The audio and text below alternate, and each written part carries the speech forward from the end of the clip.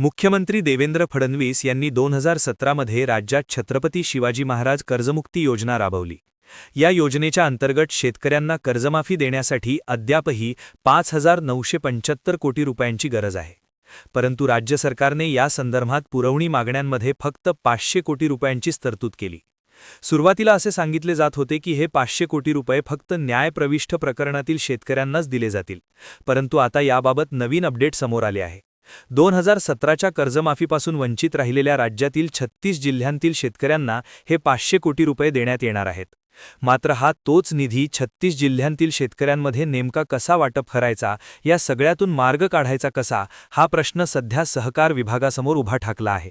2017च्या कर्जमुक्तीसाठी राज्य सरकारने एकूण किती निधी द्यायला हवा होता, प्रत्यक्षात किती निधी दिला, तसेच त्यावेळी राबवण्यात आलेल्या OTS म्हणजेच वन टाइम सेटलमेंट योजनेतून किती शेतकऱ्यांना कर्जमाफी मिळाली, किती शेतकऱ्यांना लाभ झाला, या सगळ्याची माहिती आपण या व्हिडिओमध्ये थोडक्यात पाहणार आहोत।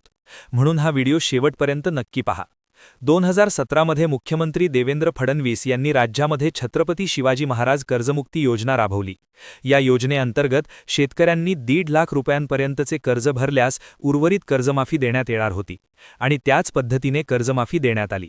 सुरुवातीला या योजनेचे कामकाज ऑनलाईन प्रणालीद्वारे राबवण्यात आले, मात्र नंतर त्यामध्ये बदल करण्यात आला।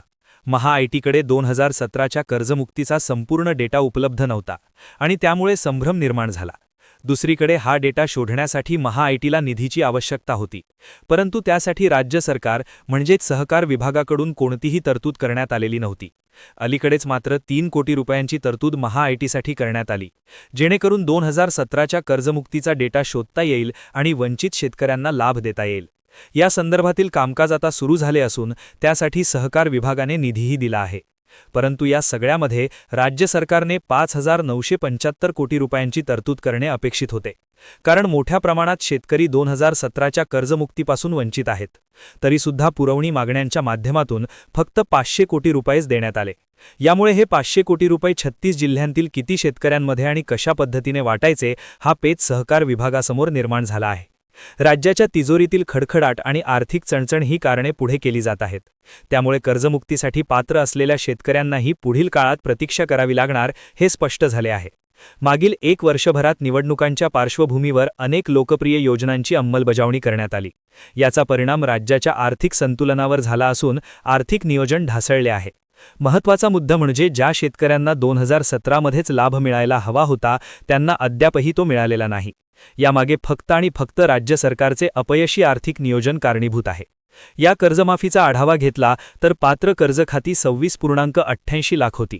त्यापैकी आत्तापर्यंत 24.88 लाख कर्जखात्यांची कर्जमाफी करण्यात आली आहे। सुमारे 1.29 लाख कर्जखाती अजूनही शिल्लक आहेत।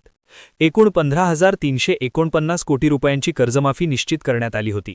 त्यापैकी 13,705 कोटी रुपये वितरित करण्यात आले असून अजूनही 1,644 कोटी रुपये प्रलंबित आहेत। याशिवाय प्रशासकीय व इतर खर्चाचे 346 कोटी रुपये देखील शिल्लक आहेत। वन टाइम सेटलमेंट म्हणजेच एक वेळ समझोता योजनेत 7.21 लाख कर्जखाती पात्र होती। त्यासाठी 6,615 कोटी रुपये निश्चित करण्यात आले होते। यापैकी 4.27 लाख कर्जखात्यांना 2,630 कोटी रुपये देण्यात आले असून 2.94 लाख कर्जखात्यांचे 3,985 कोटी रुपये अजूनही प्रलंबित आहेत। ही आकडेवारी पाहता प्रश्न खूप मोठा आहे आणि सध्या राज्य सरकारकडे पुरेसा निधी उपलब्ध नाही। त्यामुळे 500 कोटी रुपये देऊन 2017च्या कर्जमुक्तीसाठी पात्र असूनही वंचित असलेल्या शेतकऱ्यांची एक प्रकारे बोळवण करण्यात आली आहे। 2022 मध्ये काही शेतकऱ्यांनी मुंबई उच्च न्यायालयात याचिका दाखल केली होती। आम्ही 2017च्या कर्जमुक्तीस पात्र आहोत, पण आम्हाला लाभ मिळालेला नाही, असा त्यांचा युक्तिवाद होता।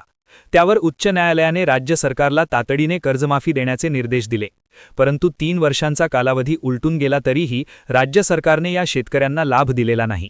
उच्च न्यायालयाच्या आदेशांकडे दुर्लक्ष करण्यात आले असून त्यामुळे शेतकऱ्यांना आजही प्रतीक्षा करावी लागत आहे। आता प्रश्न तुमच्याकडे आहे, तुम्ही 2017च्या कर्जमुक्तीसाठी पात्र होता का? तुम्हाला लाभ मिळाला का? तुमची प्रतिक्रिया कमेंट बॉक्समध्ये नक्की लिहा। तुम्ही अजून मराठी हेल्पलाईन YouTube चॅनलला सबस्क्राईब केले नसेल तर